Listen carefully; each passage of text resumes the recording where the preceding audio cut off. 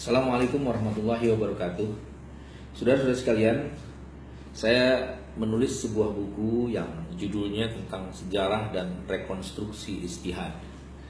Buku ini membahas tentang bagaimana sejarah perjalanan fikih sejak masa awal Islam sampai pada pengaruhnya pada perkembangan fikih kontemporer. Saya melihat bahwa penting memberikan kearifan kepada masyarakat muslim kita tentang memahami sejarah. Jadi kalau saya melihat bahwa perdebatan yang tidak produktif di kalangan masyarakat muslim terkait masalah fikih bahkan cenderung saling mengkafirkan, saling menyalahkan, bahkan mengklaim dirinya paling benar dalam masalah fikih, itu kalau saya melihat itu disebabkan salah satu faktornya karena kurang utuhnya memahami perjalanan sejarah fikih. Nah, tulisan buku ini mungkin diharapkan menjadi salah satu solusi bagaimana orang bisa memahami sejarah fikih secara benar.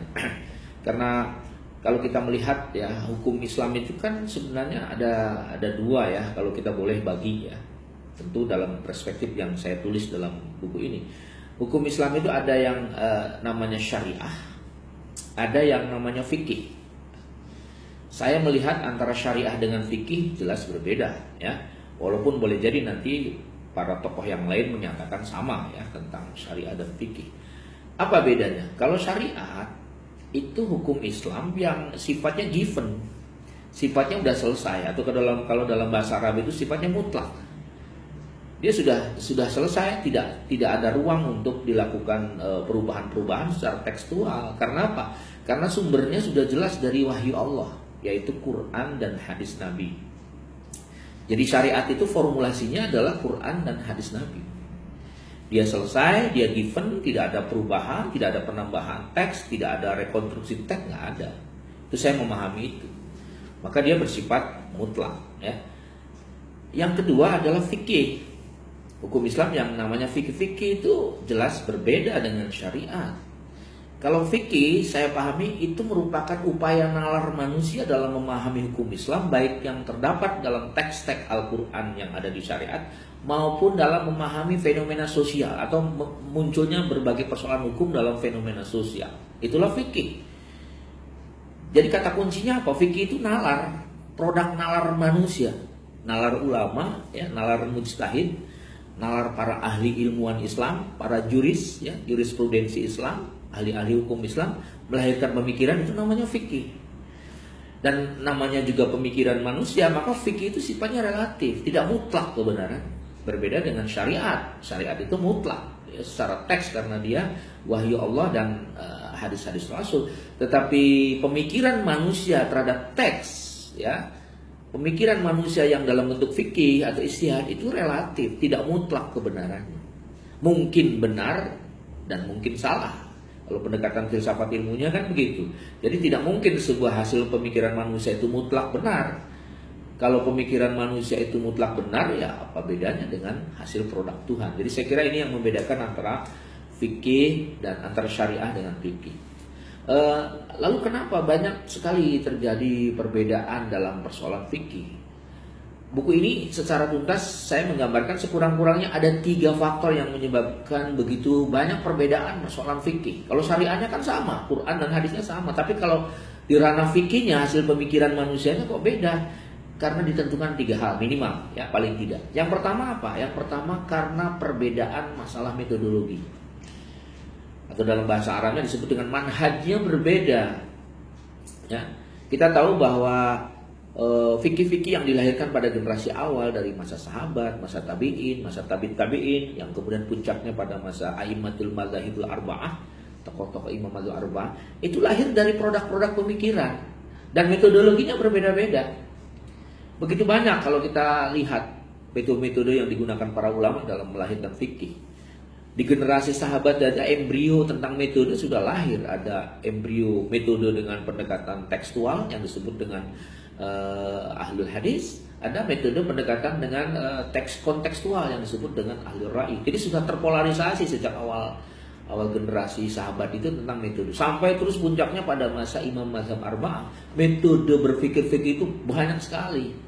Dan ternyata di antara satu tokoh dengan tokoh yang lain metodenya beda-beda. Tidak semua sama ya. Karena metode yang berbeda maka jelas melahirkan produk fikih yang berbeda. Kalau kita tahu sejarah itu, oh kita paham, kita tidak usah berdebat untuk hal-hal yang tidak produktif karena metodenya berbeda. Yang penting Qur'annya sama, hadisnya sama kan gitu. Kemudian yang kedua, faktor yang menyebabkan kenapa fikih itu jadi berbeda satu sama lain karena faktor sosial, setting sosialnya. Contoh misalnya kalau kita yang populer itu kan mazhab 4 ya. Pertama Imam Hanafi, kemudian Imam Malik, Imam Syafi'i dan Imam Hambali. Ini 4 tokoh ini berbeda setting sosialnya. Imam Hanafi lahir di kawasan Kufah dan Basrah. Kita tahu pada tahun 90 Hijrah ketika Imam Hanafi lahir, masyarakat Kufah itu sudah terkenal metropolis di zamannya. Sudah ada akulturasi budaya dan ini dampaknya muncul berbagai persoalan yang tidak tercover dalam Al-Quran dan hadis. Nah, masyarakatnya sudah maju, sudah kritis. Abu Hanifah sebagai seorang tokoh yang sangat rasionalis ketika dituntut untuk menyelesaikan fatwa, beliau banyak menggunakan rasio, menggunakan ro'yunya, pemikirannya. Maka fikihnya disebut fikih ahlur ra'yu.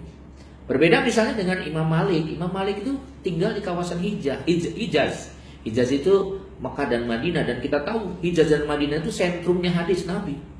Masyarakatnya bersahaja, belum terjadi kompleksitas persoalan, gitu kan? Hadis banyak sekali ditemukan sehingga fatwa-fatwa Imam Malik banyak menggunakan hadis. Maka tidak heran kalau salah satu kitabnya Imam Malik yang disebut dengan Al-Muwatta, ya, itu adalah kitab-kitab fikih yang berisi tentang hadis-hadis Nabi.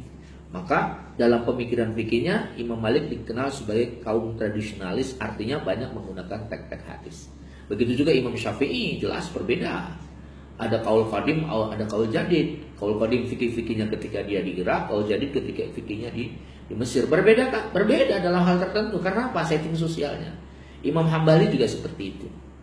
Itu yang kedua, mengapa fikih itu jadi berbeda. Yang ketiga adalah karena faktor gurunya. Jadi pemikiran seorang tokoh itu sebenarnya sangat dipengaruhi oleh bagaimana pemikiran tokohnya. Contoh lagi misalnya, Abu Hanifah itu kenapa sangat rasionalis? Karena gurunya, salah satu gurunya adalah Ibrahim An-Nakhai, itu seorang rasionalis. Ibrahim An-Nakhai punya murid, punya guru namanya Abdullah bin Mas'ud. Ya, Abdullah bin Mas'ud itu pengagum manhaj Umar yang sangat dalam tradisi fikih sangat rasionalis. Maka pemikiran Abu Hanifah sangat rasionalis karena guru-guru yang menjadi tempat belajarnya adalah juga rasionalis. Begitu juga Imam Malik yang tadi disebut Hijaz. Kenapa sangat hadis oriented? Sangat fikihnya sangat berorientasi pada hadis karena guru-gurunya adalah hadis. Az-Zuhri adalah gurunya Imam Malik, kemudian ke atas ada Maula Ibnu Umar, ada Abdullah bin Umar ya, dan seterusnya, itu semua ahli fikih.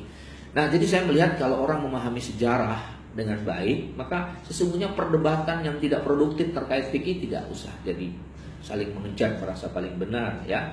Yang paling mutlak benernya itu Quran dan hadisnya, tapi fikihnya itu sangat tergantung pada setting sosialnya.